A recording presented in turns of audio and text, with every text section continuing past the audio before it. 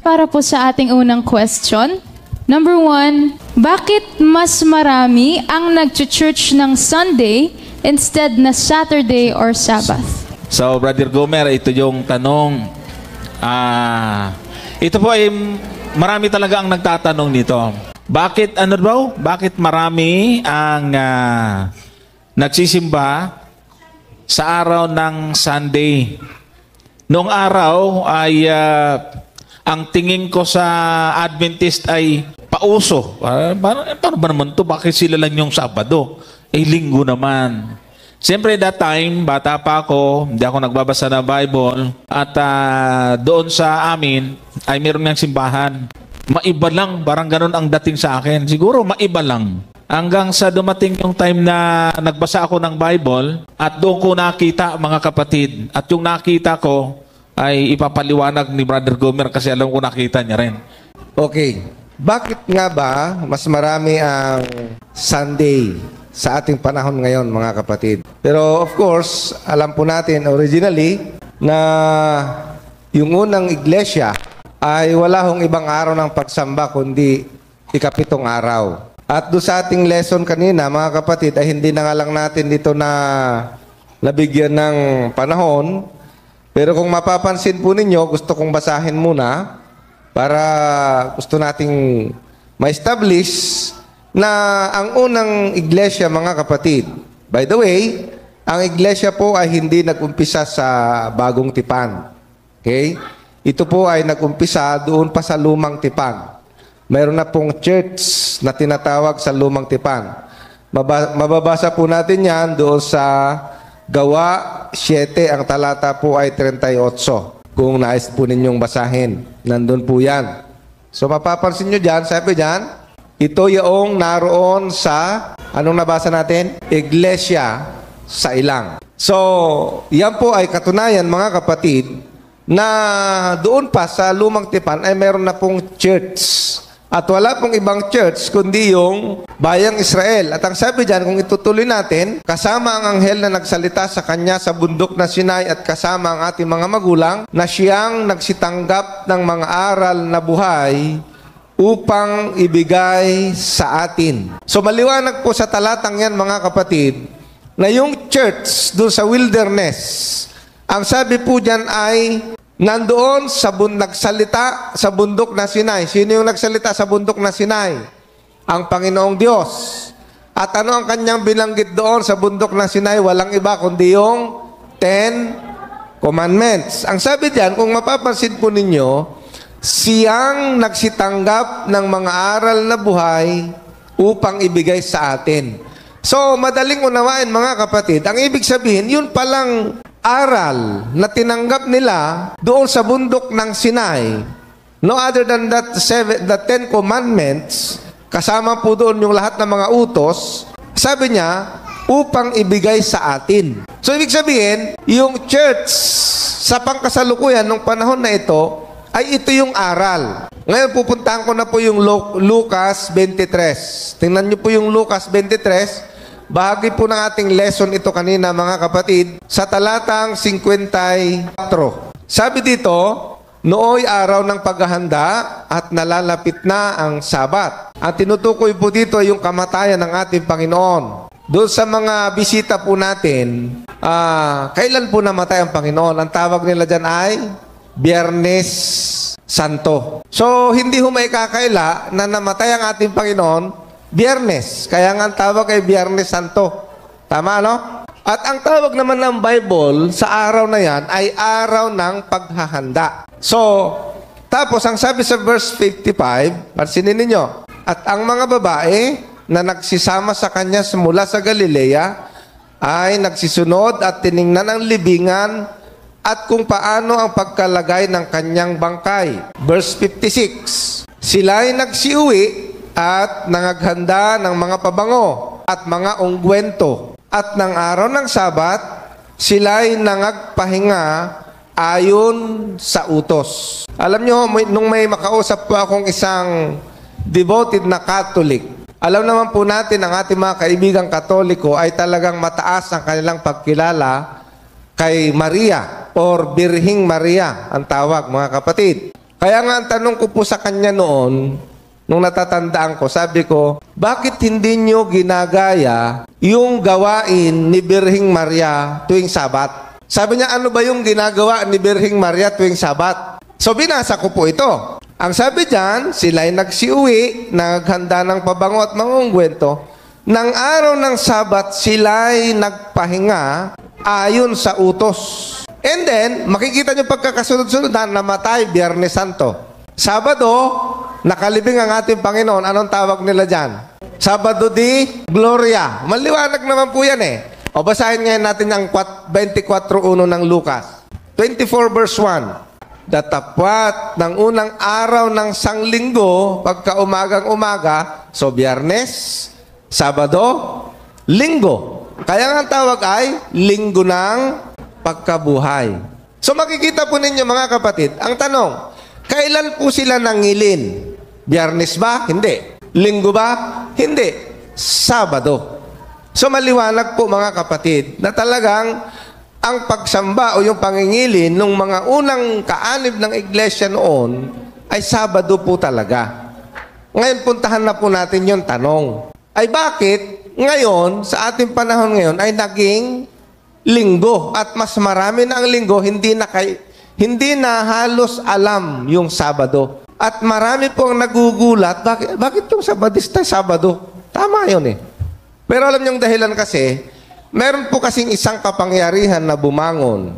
Ito po, sabi niya rito, basahin po natin ang hula sa Daniel. Ang sabi dito sa Daniel, mga kapatid, sa 7, diretsuhin na po natin ang talatang 25, ito yung maliit na sungay na babangon.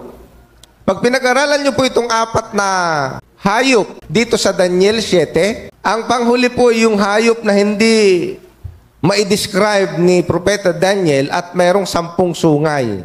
And then, after nung 10 horns, may sumibol na maliit na sungay. Ang sabi po doon. At itong maliit na sungay na ito, basahin natin yung 24 para makita po natin yung sinasabi ko. 24. At tungkol sa 10 sungay, mula sa kahariang ito, 7:24 ng Daniel. Tungkol 10 sungay mula sa kahariang ito ay 10 hari ang babangon at ang isa'y babangong kasunod nila. So ang ibig sabihin, may 10 and then mayroong susulpot na isang maliit na sungay. At ang sabi niya, siya'y magiging kaiba kaysa mga una at kanyang ibabagsak ay 3 hari. Mahabang pag-aaral po ito mga kapatid. Pero to cut the long story short, ito pong maliit na sungay na ito, pag pinag-aralan niyo po ang history, ito po ay natutupad doon sa pagbangon ng papacy. Hindi po yan maikakaila sa history. Okay? Anong gagawin nitong kapangyarihan na ito? Verse 25. Asinin po ninyo. At siya'y magbabadya ng mga salita laban sa kataas-taasan, lilipulin niya ang mga banal ng kataas-taasan, at kanyang iisiping baguhin ang panahon at ang kautusan. So ang ibig sabihin mga kapatid, nakahula na ang kapangyarihang ito ay kanyang babaguhin, iisiping baguhin ang panahon at ang kautusan. Pag tinignan niyo po ang kautusan mga kapatid, ano po ang kautusan na may kinalaman sa panahon? Hindi ho ba yung alalahanin mo ang araw ng Sabat upang ipangilin? Kaya nga pag pumunta kayo ngayon sa mga churches, ito naman ay hindi paninira. Subukan niyo pong pumunta sa mga simbahang Katoliko at tingnan po ninyo yung mga utos, 10 utos na nakalagay doon sa harapan ng simbahan. Kung makikita niyo yung utos na alalahanin mo ang araw ng Sabat upang ipangilin, ang madalas kong nababasa doon ay, mangilin ka kung linggo at pistang pangilin. Napansin po ninyo, saan galing yun? Hindi mo naman mababasa sa Bible yung mangilin ka kung linggo at pistang pangilin. Kaya huwag kang magtataka, bakit ngayon puro linggo? Bakit? Tingnan po ninyo ha. Sabi diyan, at sila'y magbibigay sa kanyang kamay hanggang sa isang panahon, mga panahon, kalahati ng isang panahon. Pag pinag-aralan nyo na naman ito mga kapatid, alam nyo po ba ang katuparan nito? 1,260 years. Ang tawag natin dyan ay Dark Ages. Kaya Dark Ages, kasi yung mga katotohanan ng banal na kasulatan ay sinira nitong kapangyarihan na ito. Sa loob ng maraming panahon na yan, ang nakalitaw ay yung maling aral, mga kapatid. At ang sabi doon sa Apokalipsis, pansinin po ninyo ang Apokalipsis, sa 17, hindi ho natatapos yung ano nito eh. O, tingnan po ninyo ang Apokalipsis 17. Verse 1. Sabi dito, dumating ang isa sa 7 anghel na may 7 mangkok at nagsalita sa akin na nagsasabi, pumarito ka, ipakikita ko sa iyo ang hatol sa bantog na patutot na nakaupo sa maraming tubig. Itong patutot na ito po yung false church. Okay? Kaya patutot po siya. Harlot, sabi doon. In verse 2, sabi niya, na siyang pinakiapiran ng mga hari sa lupa. At ang mga nananahan sa lupa ay, ano daw? Nalasing sa alak ng kanyang pakikiapid. Yung alak, mga kapatid, doktrina po yan. At yung doktrina na yan, ay yun ang kanyang ipinainom sa napakaraming tao. Kaya marami po ngayon, hindi alam yung katotohanan tungkol sa bagay na ito, mga kapatid. Kaya nga, yung paglitaw ng Seventh-day Adventist Church, ito po yung katuparan, mga kapatid, na muling lilitaw ang iglesia at dala-dala niya ang katotohanan ng banal na kasulatan na binabanggit po doon sa Revelation 14. Ang talata po niyan ay nasa 6. Ang sabi doon, nakita ko ang ibang anghel na lumilipad sa gitna ng langit na may mabuting balita na walang hanggan upang ibalita sa mga nananahan sa lupa, bawat bansa, angkan at wika at bayan. Na ano ang sinasabi? Na sinasabi, verse 7, ng malakas na tinig, matakot kayo sa Diyos. Anong ibig sabihin ng matakot sa Diyos? Ito po yung pagbabalik ng tao sa Diyos upang sundin ang kanyang mga kautusan. Magbigay kalwalatian sa Kanya sapagkat dumating ang panahon ng Kanyang paghatol at magsisamba kayo sa gumawa ng langit, ng lupa, ng dagat at ng mga bukal ng tubig. Kung mapapansin niyo po dyan, mga kapatid, ang wika ni Juan, magsisamba kayo sa gumawa ng langit, ng lupa, ng dagat, ng mga bukal ng tubig. Bakit po hindi na lang diniretso na magsisamba kayo sa Diyos? Kasi gustong i-emphasize dito ni Juan, mga kapatid, na ang dapat nating sambahin ay yung Diyos na ano? Na manlalalang. Actually po, talagang kaya natin sinasamba ang Diyos. Ang sabi doon sa Apokalipsis 4, ang talata ay 11. Pakinggan po ninyo. Sabi diyan, marapat ka, O Panginoon namin, at Diyos namin, na tumanggap ng kalwalatian at ng kapurihan at ng kapangyarihan, sapagkat nilikha mo ang lahat ng mga bagay, at dahil sa iyong kalooban ay nangagsilitaw at nangalikha. So ang ibig sabihin, mga kapatid, ang isa sa dahilan bakit natin sinasamba ang Diyos, ay sapagkat siya po ang Diyos na manlalalang. No? Kaya nga pag tiningnan natin yung araw ng Sabat, yung kautusan ng araw ng Sabat, pansinin po ninyo ang sabi sa Exodo 20, ang talata ay 8. Tingnan po ninyo, mga kapatid. Sabi dyan, alalahanin mo ang araw ng Sabat upang ipangilin. 6 na araw na gagawa ka at iyong gagawin ang lahat ng iyong gawain. Verse 10, ngunit ang ika-7 araw ay Sabat sa Panginoon mong Diyos. Sa araw na yan, huwag kang gagawa ng anumang gawa. Ni ang iyong anak na lalaki ni babae, aliping lalaki ni babae, iyong baka, ang iyong taga-ibang lupa na nasa loob ng iyong mga pintuang daan. For what reason, mga kapatid? Anong dahilan bakit iniutos ito ng ating Panginoon? Verse 11, sapagkat, hindi ba reason yan?